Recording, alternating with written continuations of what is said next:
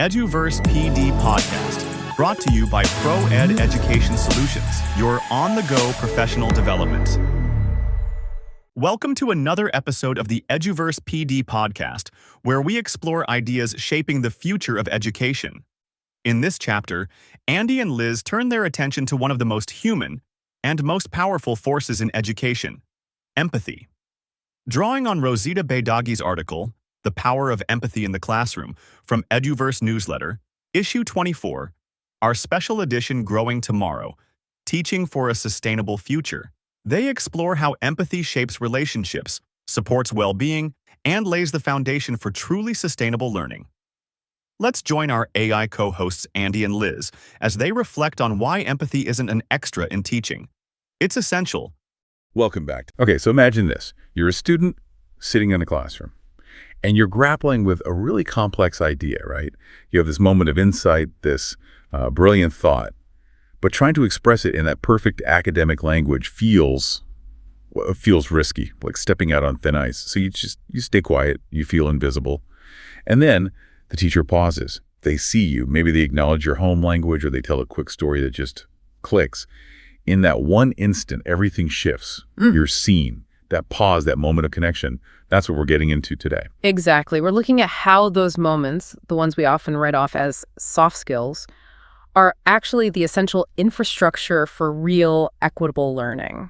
And the resources we're looking at today, they really distill this whole huge, complex idea down to one core competency. Which is empathy. Empathy, but not in the way we usually think about it. Here, it's treated as a kind of structural guarantor. Right. And our main source for this is a fantastic article by Rosita Beidaghi.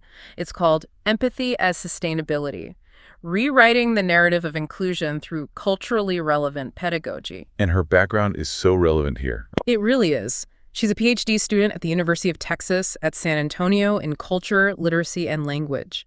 She's also an editorial assistant for the TESOL Journal and mentors educators globally. So she has this mix of, on-the-ground mentorship and serious academic rigor. And that really informs her whole argument.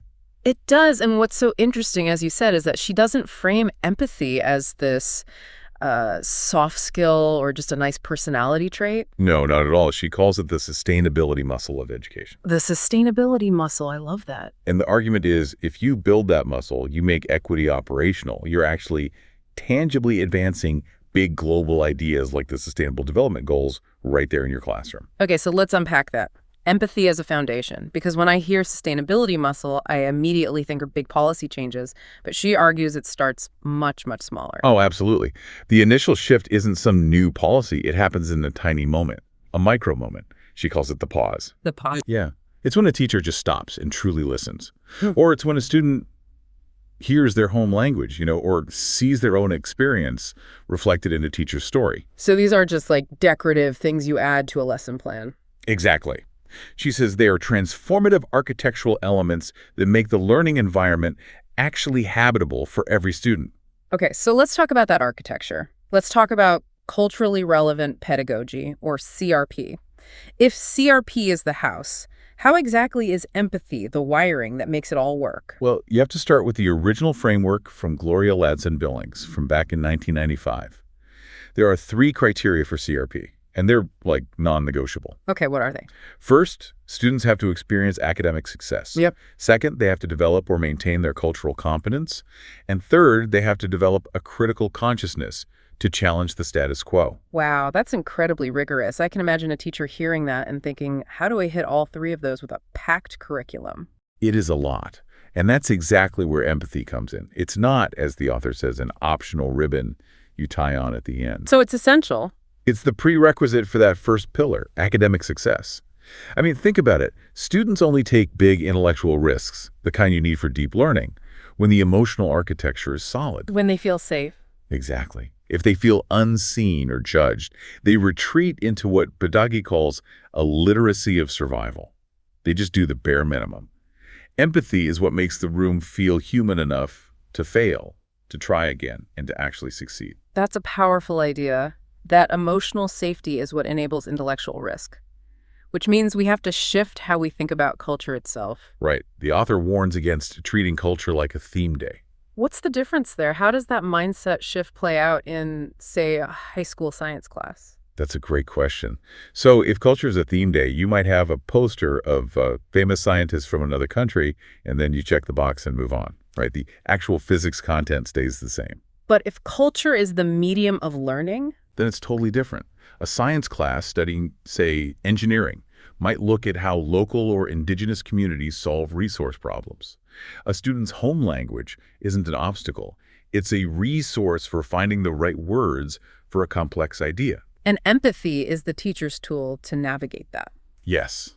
Empathy is the active effort the teacher makes to facilitate that conversation, to make sure all those perspectives are heard and valued. It's a huge shift.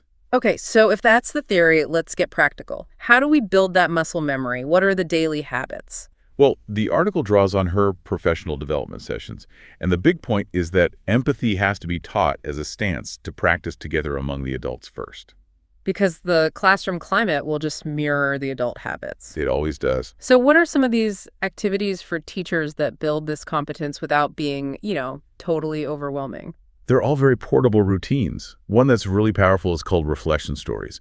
Teachers just share a 1-minute story about a personal moment related to power or language or belonging. Yeah. Oh, wow. Like a time they felt misread at school? That sounds incredibly vulnerable for a teacher.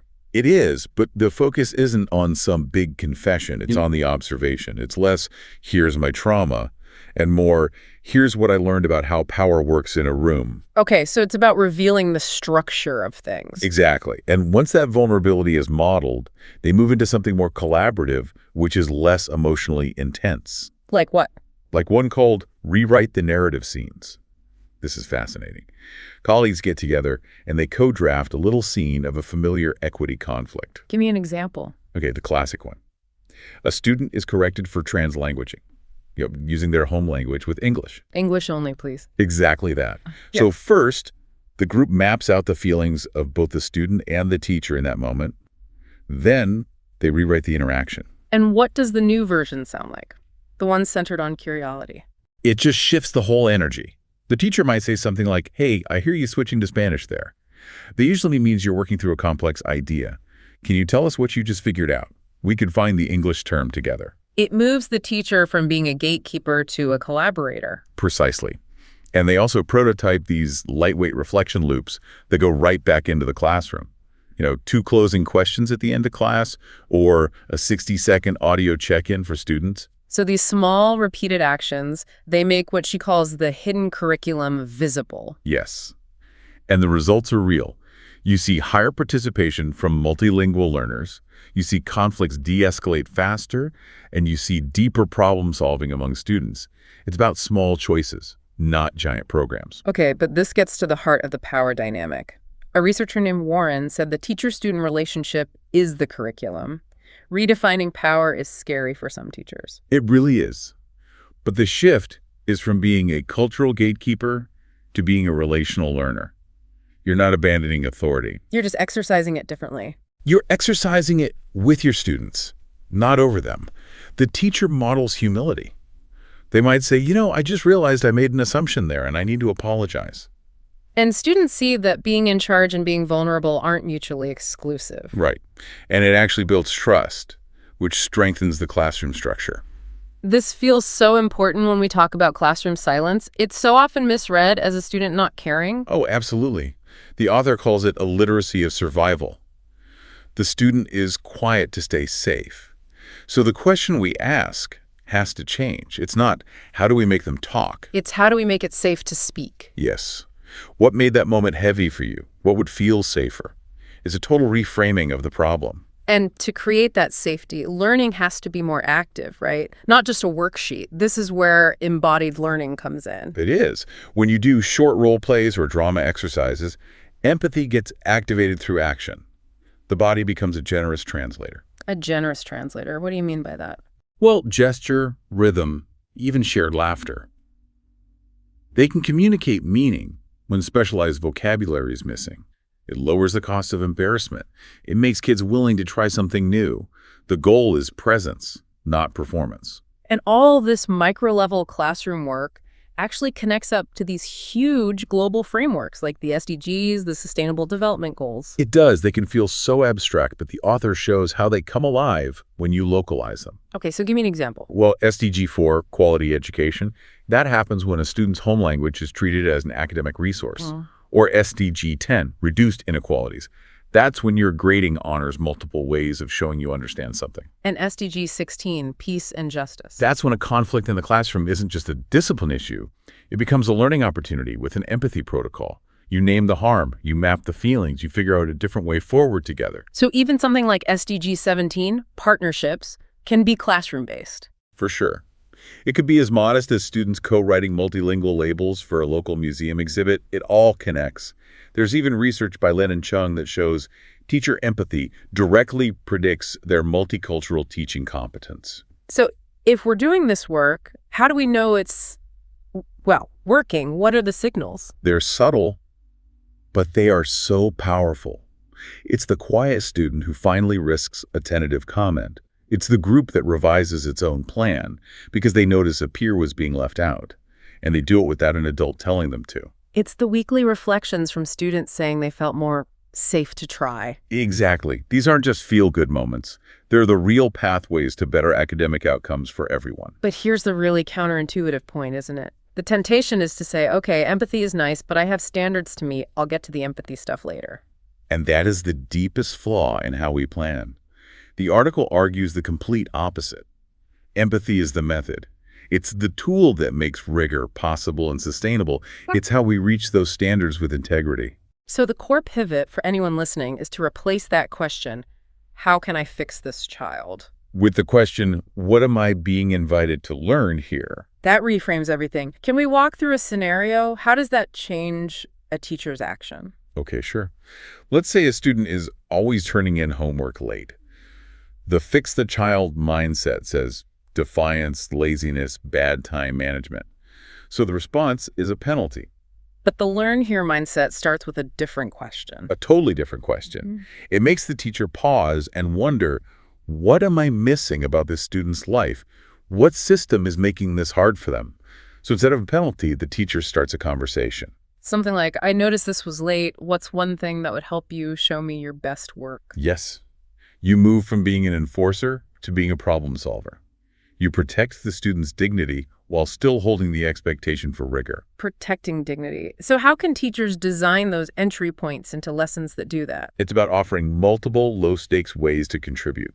Let students draft privately before they have to speak publicly. Let them contribute in a home language and then work together on a translation. Or maybe invite an audio reflection when writing feels too exposing. These little things circulate knowledge differently. The teacher's own modeling is the glue that holds it all together. Oh, absolutely crucial. Teachers have to narrate their own process, saying things like, you know what, I'm going to pause here. I feel myself getting too quick. Let's reset. And telling those brief, purposeful stories. Yes. I also learned a new language, What? and I remember how exhausting it was. That one little sentence makes expertise plural in the room. Yeah. It validates the struggle and empowers students to share their own. So when we pull it all together, the big idea is that empathy isn't some fixed personality trait. It's a practiced competency. Schools can actually nurture it with structure and routines. Right. And the goal isn't perfection. It's about creating a living system that can heal itself when mistakes inevitably happen. So for you listening, what does this all mean? The article is really a call to interrupt those tiny moments of dehumanization before they become policy, before they become baked into the way we do things. And if you're worried about doing it right, the path starts small. Just think of one memory of connection in your own experience, a mistake, a moment of listening. What small choice could turn that into a routine? And that's our question for you. What is one small choice you can repeat this week to start building empathy into the daily infrastructure of your learning environment, to turn a single moment into a sustainable muscle? That's your next step. We'll see you next time.